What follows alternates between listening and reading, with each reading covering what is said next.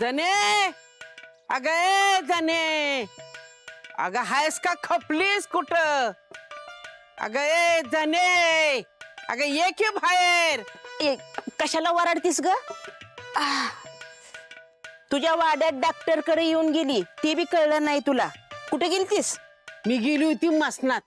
पण मला आधी सांग, तू त्या कंपाऊंडर कडे कशाला आली होती ग?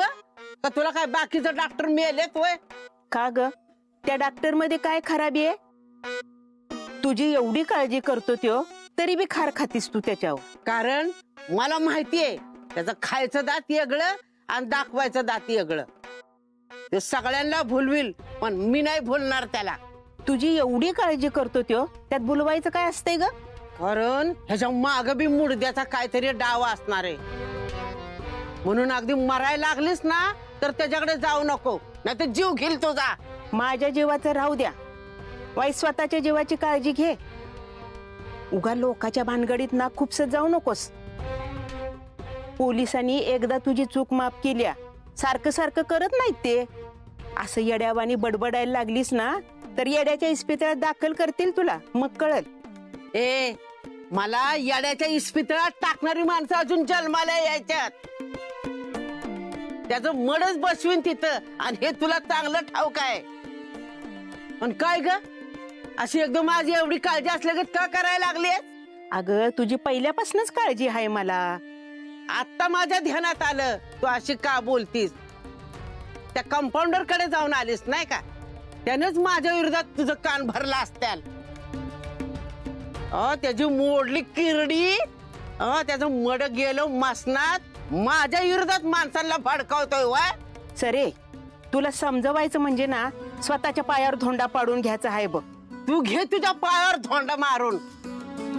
त्या कंपाऊंडरनी माझ्या नादाला लागावत त्याच्या डोक्यात धोंडा घातला ना तर बघ माझ्या विरोधात माणसं भडकावतोय. वय त्याची किरडी ढासाळली, त्याच्या पालखीचा धूर निघाला, त्याच्या मुडदा बशिवला, त्याला घातलं नेऊन डबऱ्यात, त्याच्या किरडीचा मोडला बांबू, त्याला चांगला नेऊन बघ मसनातच. आता त्याचं मड गाडते का नाही बघच तू. त्याला दाखवतेच बघ मी आता. अशी तशी मी गप बसणार नाही. डिंपल, ए डिंपल, डिंपल, ए डिंपल. काय ग मम्मी? एवढ्या कपड्यांच्या घड्या घाल आणि एवढं झालं ना ते मनीषा बहिणींकडनं गायचं तूप घेऊन ये. मम्मी मी किती वेळा सांगितलं असली कामं करणार नाही, मला दवाखान्यात काम आहे. काय असतं ग सारखं दवाखान्यात? हा, का डॉक्टरांशिवाय करमत नाही? मम्मी असं काय बोलतेस? मग काय बोलू, वाईस भान ठेवून वाकी. हा, पुरीच्या जातीनं मर्यादित राहावं.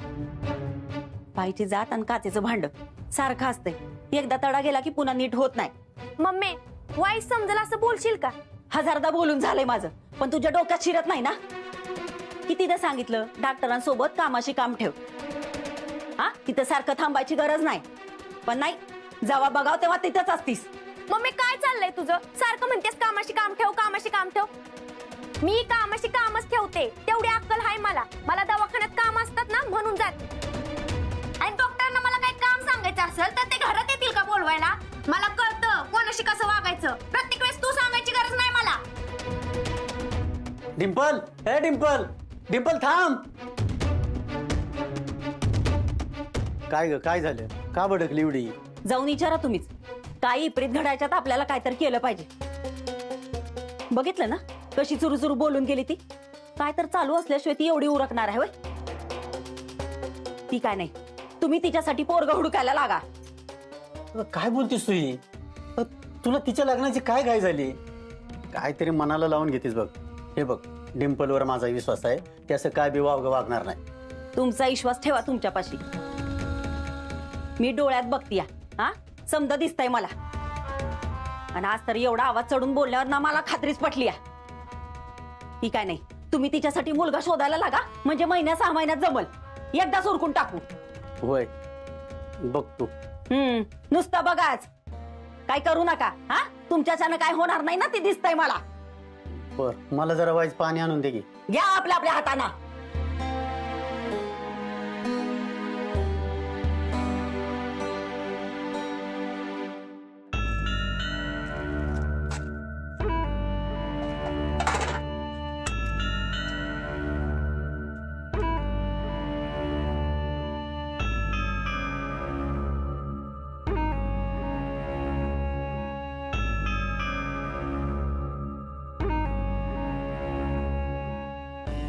विठ्ठल,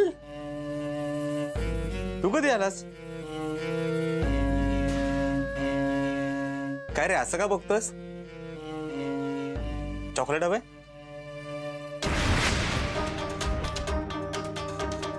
अरे रागात का बघतोयस?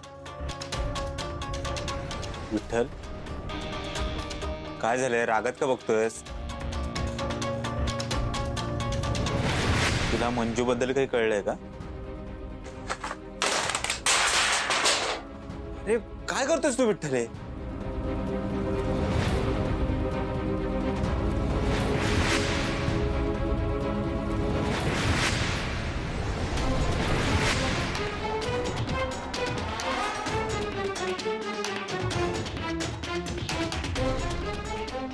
विठ्ठल,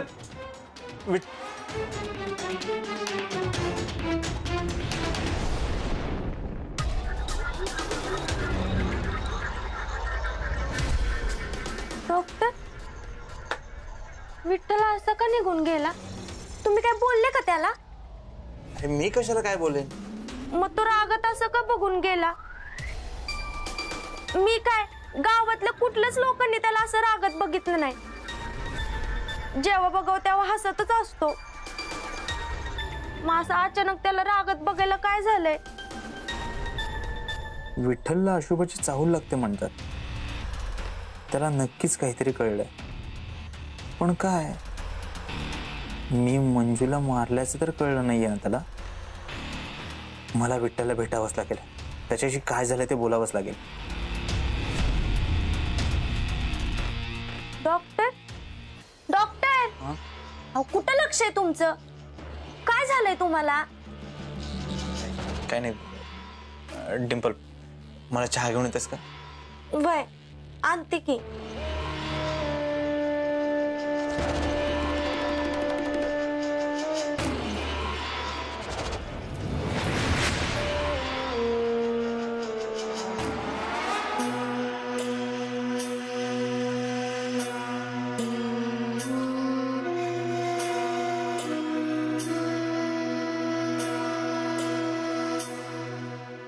आतापर्यंत यायला हवे होते ते. अजून कसे नाही आले काय माहिती. कामात असतील कसला तरी. तुम्हाला काम असेल तर तुम्ही जा, मी बोलतो त्यांच्याशी. मला कसलं आलंय काम? रेश्मा गेली आणि माझं सगळंच गेलं. मला वाटत असेल मी सतत रेश्मा रेश्मा का करतोय. पण खरं सांगू अमर, मला आवडतं आठवणींमध्ये रमायला. माणसाला भूतकाळात नाही जात आहेत, पण आठवणी आहेत ना, त्यांच्या सोबतीने जगायचंय मला. तिच्यासोबत वेळ घालवायचा, तिला स्वतःच्या जवळ ठेवायचे. या ना सर, बसा. नाही असू द्या. काय झालं? एवढं तातडीने बोलावलं मला? इन्स्पेक्टर, मंजूविषयी बोलायचं होतं.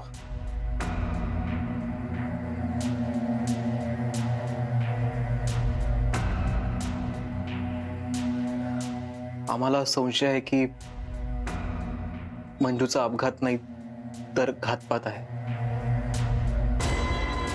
असं का वाटतंय तुम्हाला? कारण मंजू खूप अलर्ट राहून सगळी कामं करायची. ती अजिबात वेंधळी नव्हती. त्या दिवशी सुद्धा गॅस लीक नव्हता झाला. कारण तसं असतं तर मला वास आला असता. मी 24 तास घरी असतो. साहेब, गावात अचानक अशा घटना कशा घडतायत तेच कळत नाही. याच्या मागे नक्कीच कोणाचा तरी हात आहे. कोणीतरी आहे जो सगळ्यांचा विश्वास जिंकून त्यांचा विश्वासघात करतो. आम्हाला हीच शंका आहे. तुमचा कोणावर संशय आहे का?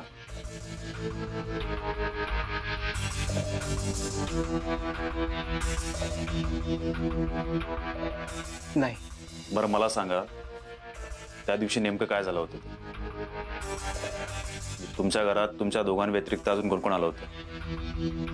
नाही, नेहमीसारखं मंजू जमिनीच्या कागदपत्रांवर तुमची सही हवी होती. एकदा का सही झाली की मी मोकळा. ठीक आहे.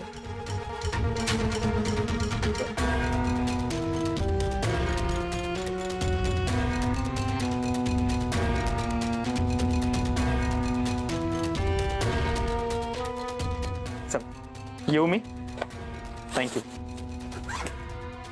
चल येऊ मी. हो काळजी घ्या.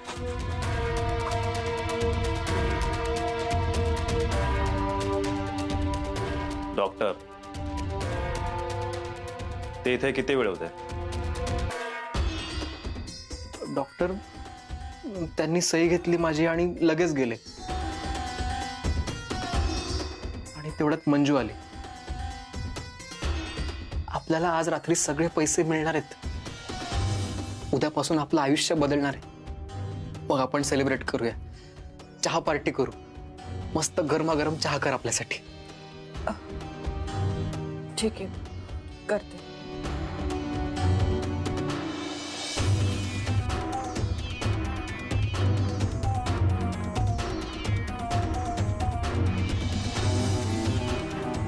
ठीक आहे, मी निघतो.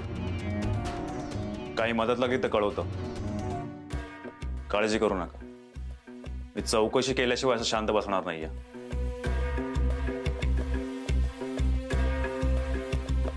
आणि खरंच यामध्ये जर कुणाचा हात असेल त्याला सोडणार नाहीये. काळजी घ्या. चला येतो.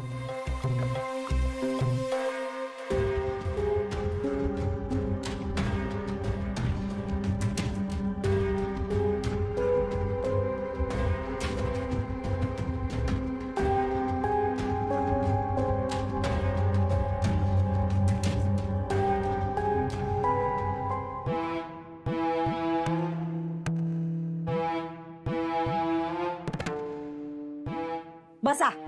नुसतं डोक्याला हात लावून बसा. नाही नाही म्हणत तो टोना सुधारला, पण तुमच्यात काय फरक पडून झालाय. अहो असं घरात बसून डोक्याला हात लावून पोरग मिळणार आहे का? बस बाहेर पडा की. नाही नाही, बाहेर बाजारच भरलाय लग्नाला उतावळ्या अशा पोरांचा. काय बोलतीस मंगल तू? हा, आई बरोबर राहून राहून तिच्यासारखी वागायला लागलीस. त्यांच्यासारखंच वागायला पाहिजे. त्याच्याशिवाय सुधीवर येणार नाही तुम्ही तुमची लेख. तुम्ही जर तिच्यासाठी पोरग बघितलं नाही ना, तर मी जो दिसल त्याच्याशी लगीन लावून देईन. ते जा. मंगल, असं डोक्यात राग घालून तिच्या आयुष्याची माती करायची ग तुला? मी सवतीची होती म्हणून मम्मी माझ्याशी असं वागली असं म्हणत आयुष्यभर कोसळती तुला. नुसता जीवाला घोर लावलाय पोरीनं. ती काय नाही, मी बोलते डॉक्टरांशी. तुमच्याच्यानं तर काय व्हायचं नाही. रोज एक एक कारण देत बसाल मला. आणि असं बी काही वाईट वंगाळ झालं तर मलाच निस्तरायला लागल. आणि तवा बी लोक हेच म्हणतील सवतीची होती म्हणून ध्यान नाही दिलं. हा, ती काय नाही, मी बोलते डॉक्टरांशी. थांब मंगल, असं काय येड्याने वागतेस तू? तुला सांगितलं ना मी, डॉक्टरांना वाईट वाटणार नाही अशा भाषेत बोलतो मी त्यांच्याशी. मी आधी तसंच बोलते. मला माहिती आहे तू जरा, तू बोलायला जाशील एक आणि बोलशील एक. तुला माहिती आहे ना, मंजूमुळं दोनदा डॉक्टर वाडा सोडून निघालं होतं. आता जर परत निघालं तर किती महागात पडेल आपल्याला. नको तेव्हा तू आईला समजून सांगत असते की डॉक्टरांशी नीट बोला. मग आता काय झालं? डॉक्टर जर खरंच रागावून निघून गेले ना, तर लोकांपुढे हात पसरायची पाळी येईल आपल्याला. ठीक आहे, मी नाही बोलत, तुम्हीच बोला डॉक्टरांशी. पण लवकर बोला. तुम्ही जर अशी चाल ढकल केली ना, तर मॅच सरळ जाऊन बोलीन त्यांच्याशी. मग होते काय व्हायचंय ती.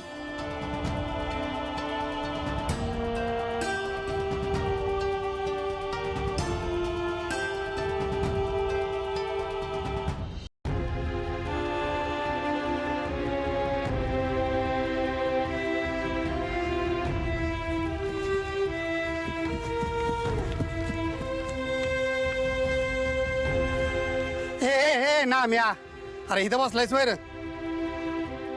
माकडा. अख्ख्या गावात ओळखतोय तुला मी. इथं येऊन बसलायस वय. मॉल बंद ठेवलायस का? लॉटरी लागली वय तुला? अरे तुला विचारतोय मी, खरं खरं सांग ना, तर दातच पाडीन.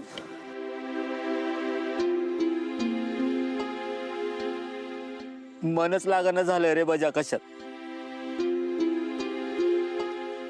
सारखा भास होतोय मंजूचा. असं वाटतंय की कुठून तरी येईन, मला म्हणल नामू मला सायकलवरून वाड्यात सोड. तिचा क्लासचा टाइम जरी झाला ना तरी डोळ्यातून पाणी येतंय बघ. अरे नाम्या, तुला काय वाटतंय रे? मला काय कळत नाही. पण ही समज इसरून आपल्याला पुढे सरकाय नको का आता? ते सगळं कळतंय रे बजा. मी मंजूच्या नवऱ्याला समजवतोय, पण मला कसा समजवू तेच मला कळत नाही झालं. आता तूच मला सांग, हा तू जर असं तुझं दुकान बंद ठेवलं तर ती मंजूला आवडणार आहे का? नाही आवडणार तिला. ती एकदा ओरडली होती माझ्यावर. ओरडली होती ना?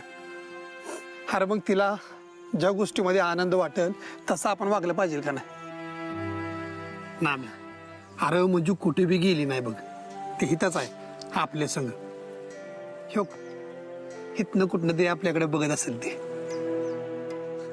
आता तिला आवडणार नाही असं वागून तिला दुःख देणार आहेस का तू? आणि आता राहता राहिला प्रश्न, तुला नामू म्हणून हाक मारायचा. अरे मी कशासाठी आहे? हा, मी मारत जाईन की तुला हाक. नामू, डोळं पुस बघू आता.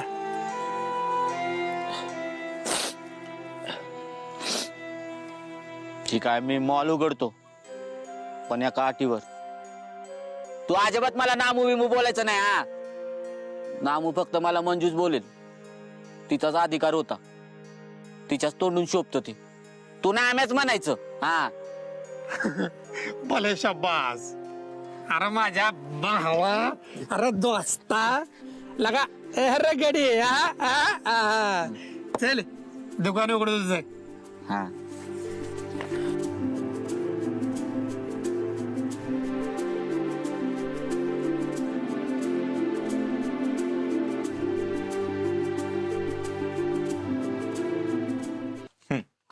तीनशे.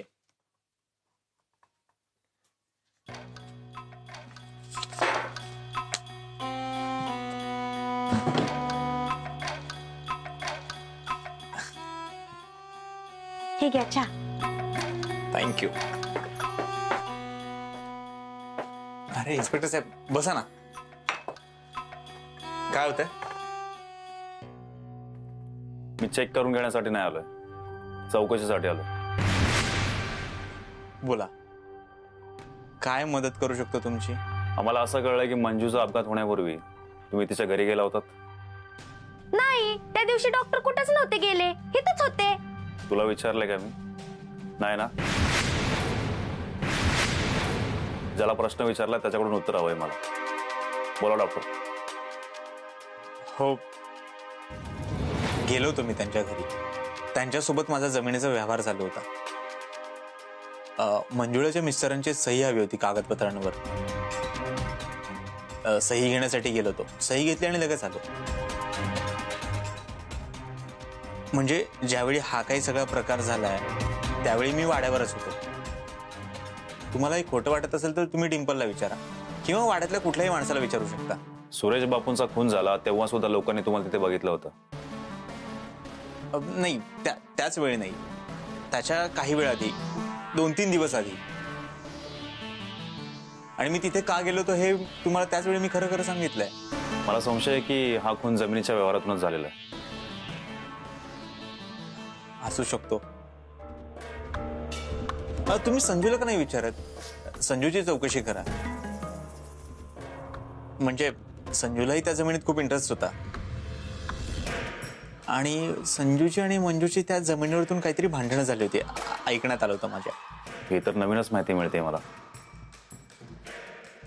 तुम्ही हवं तर बजाला नाम्याला विचारू शकता, खात्री करून घेऊ शकता. तिथं करावीच लागेल. थँक्यू. तुम्ही दिलेली माहिती या केसमध्ये उपयोगी ठरू शकते असं दिसतंय. अहो साहेब, थँक्यू काय म्हणताय? लवकरात लवकर खुन्यापर्यंत पोहोचण्यासाठी तुम्हाला वाटेल ती मदत करायला मी तयार आहे. तुम्हाला कसं माहिती मंजूचा खून झाला? मी मंजूचा नाही म्हणालो, सुरेश पाटलांचा खून असं म्हणतोय मी. लवकरच त्या खुन्यापर्यंत पोहोचूया. चला येतो.